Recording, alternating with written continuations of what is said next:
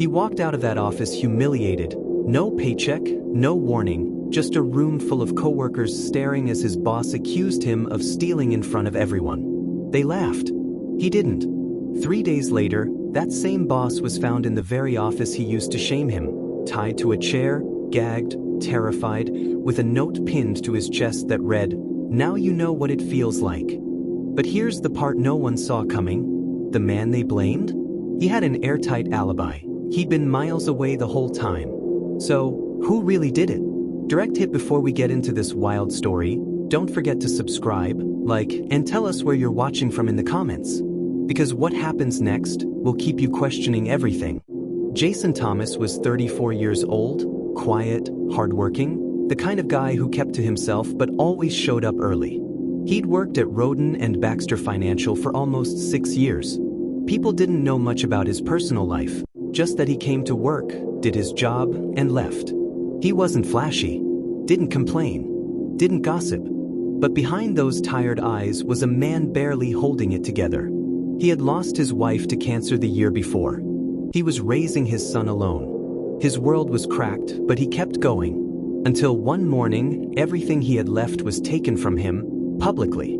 It was a Monday. Jason was called into the conference room unexpectedly. He thought it was just a meeting. Instead, his boss, Harold Bishop, loud, arrogant, and adored by upper management, stood at the front of the room holding a printed sheet. It was an expense report, one with forged numbers. And Harold? He accused Jason of manipulating company funds. Right there, in front of the entire department. Jason froze. He hadn't done anything. He stammered, tried to defend himself, but no one listened. HR stood silently. A few people looked uncomfortable. Others laughed nervously. One coworker whispered, "Oh damn," as Jason's badge was stripped from him. He left the office that day with nothing but his car keys and a wrecked reputation. No investigation. No evidence. Just Harold's word. It was a Thursday when everything changed.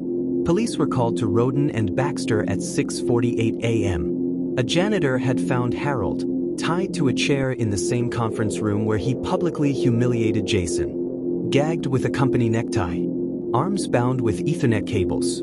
No major injuries, but shaken. Absolutely rattled. And that note? Written in thick black marker. "Now you know what it feels like." Jason was the obvious suspect. But he had an alibi, solid, provable. He was volunteering at his son's school that entire morning, with dozens of witnesses and security footage. Still, people whispered, maybe he hired someone. But no connection was found. The police hit a wall. They looked into Harold. Turns out Harold had enemies, more than a few. Over the past 4 years, several employees had left Roden and Baxter without explanation. Anonymous HR complaints had mysteriously vanished. One former junior analyst, Maria Sanchez, had left abruptly after accusing Harold of inappropriate behavior. The company had quietly paid her severance and buried the file. Jason wasn't the only victim. He was just the one who wouldn't fight back. Until someone else decided to fight for him. Then came the breakthrough. The IT department had recently installed a new server backup system.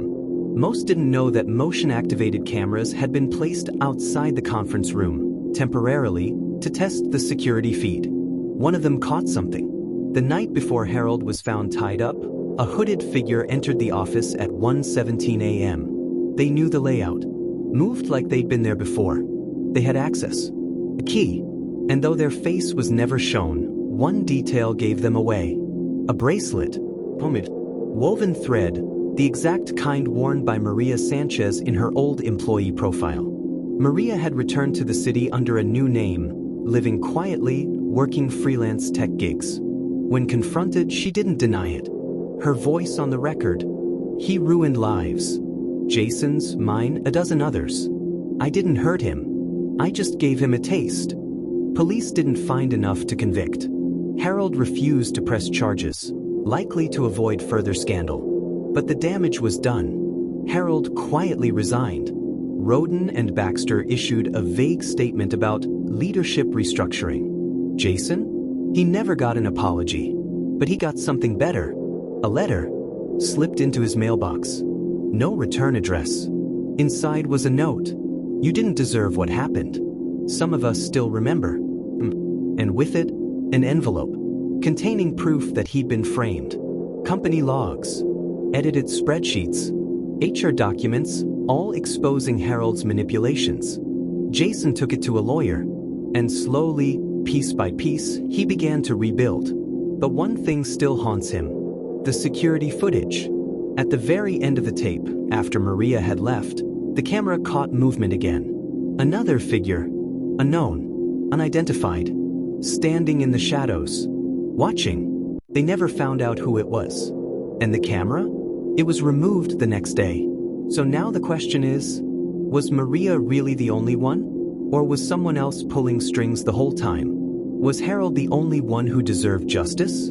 Or is this part of something much bigger? What would you have done if you were Jason? Let us know in the comments. And if you thought this story was wild, wait until you hear about the employee who got promoted right after his boss mysteriously disappeared.